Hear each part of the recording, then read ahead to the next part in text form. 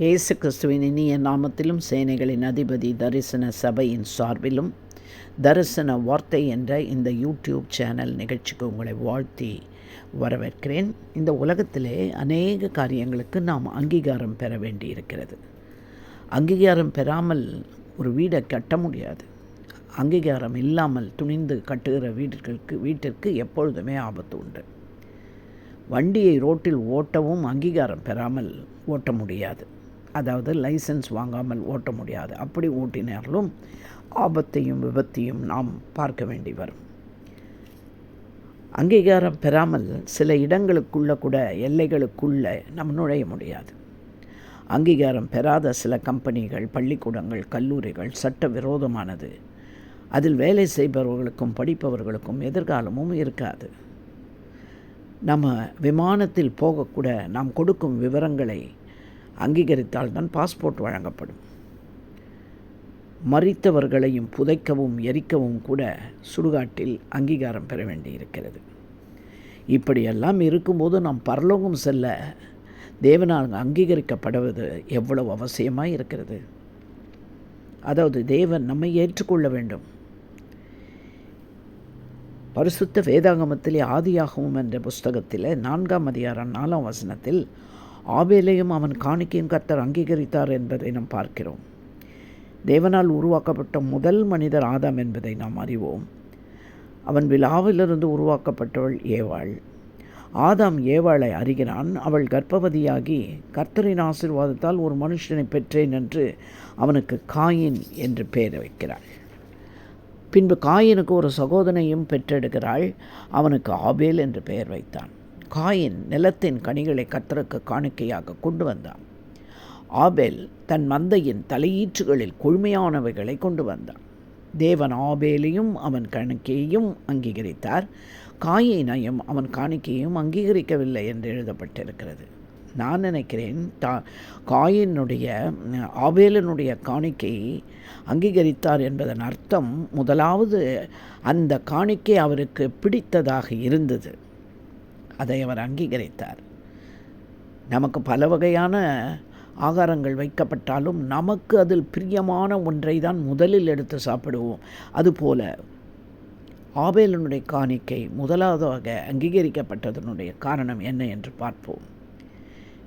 ஒருவேளை நாம் இன்று காணிக்கையை தேவனுக்கு கொண்டு வந்து செலுத்தினால் தேவன் அங்கீகரிக்கிற நிலையில் நாம் இருக்கிறோமா என்பதை நாம் யோசித்து பார்க்க வேண்டும்.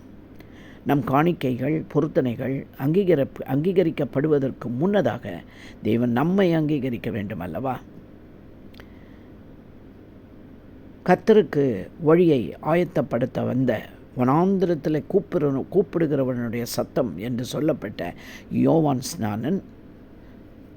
யோவான் சுவிசேஷ புஸ்தகம் 1ஆம் அதிகாரம் 15வது வசனத்திலே கிறிஸ்துவை குறித்து சாட்சி கொடுக்க வருகிறார். எனக்கு பின் வருகிறவர் எனக்கு முன் இருந்தார், என்னிலும் மேன்மையானவர் என்று சொல்லி அவர் பாத ரட்சையின் வாரை அவிழ்ப்பதற்கும் நான் பாத்திரவான் அல்ல என்று கூறுகிறார். மற்றும் இயேசு தன்னிடத்தில் வருவதைக் கண்டு உலகத்தின் பாவத்தை சுமந்து தீர்க்கிற தேவாட்டுக்குட்டி என்று அவரை அறிமுகப்படுத்துகிறார். அதாவது பழைய ஏற்பாட்டிலே ஒருவன் பாவம் செய்தால் பாவ நிவர்த்திக்கென்று, பாவ நிவாரணத்துக்கென்று ஒரு பழுதற்ற ஆட்டுக்குட்டியை பலி கொடுக்க வேண்டும். அது நிமித்தம் அவன் பாவம் மன்னிக்கப்படும் என்று கூறப்படுகிறது. புதிய ஏற்பாட்டிலே இயேசு கிறிஸ்துவே அந்த ஆட்டுக்குட்டியாக சிலுவையில் பலியாகி தன்னை ஒப்பு கொடுத்தார் என்று எழுதப்பட்டிருக்கிறது. உலகத்தின் பாவத்தை சுமந்து தீர்க்கும் தேவாட்டுக்குட்டியாக இயேசு கிறிஸ்துவை யோவான் ஸ்நானகன் சொல்லுவதை பார்த்தோம்.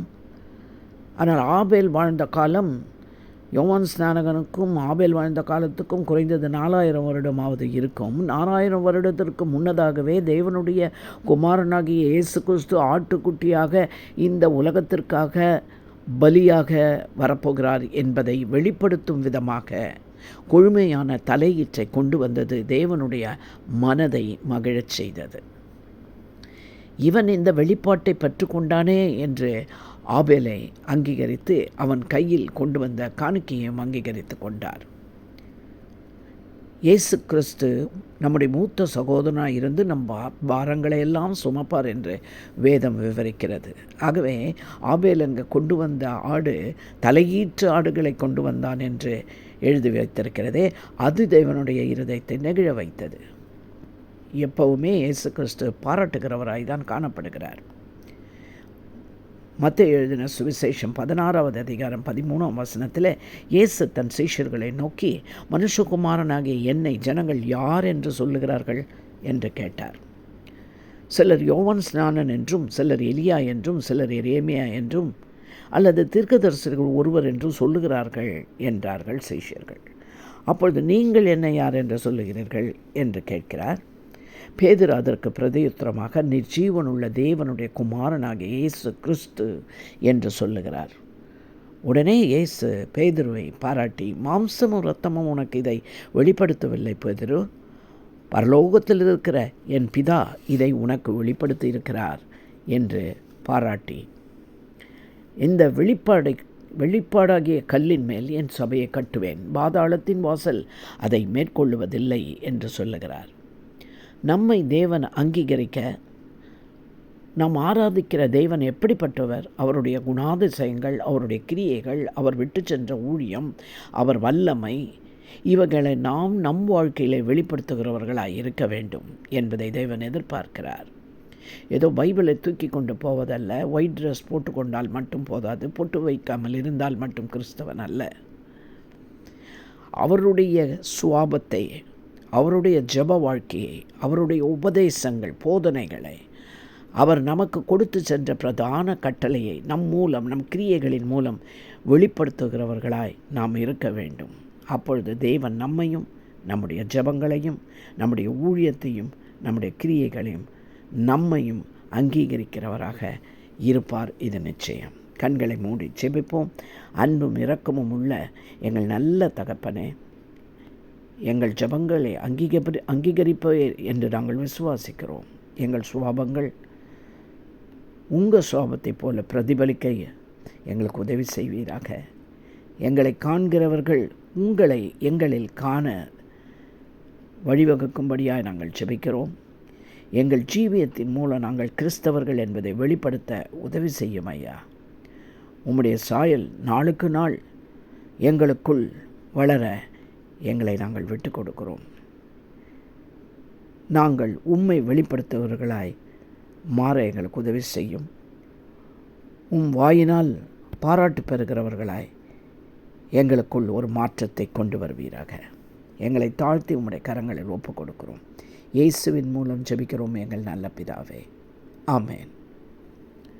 நிச்சயமாய் இந்த செய்தியை கேட்டு நீங்கள் இதன்படி செய்வீர்களானால் நிச்சயமாக தேவன் உங்களையும் பாராட்டுவார். இதேபோல் அநேகர் கர்த்தருடைய வாயினால் பாராட்டு பெற்றுக்கொள்ள வேண்டுமென்றால் இந்த செய்தியை லைக் பண்ணி ஷேர் பண்ணுங்கள். சப்ஸ்கிரைப் பண்ணாதவர்கள் சப்ஸ்கிரைப் பண்ணுங்கள். கர்த்தர் நிச்சயமாய் உங்களை ஆசீர்வதிப்பார்.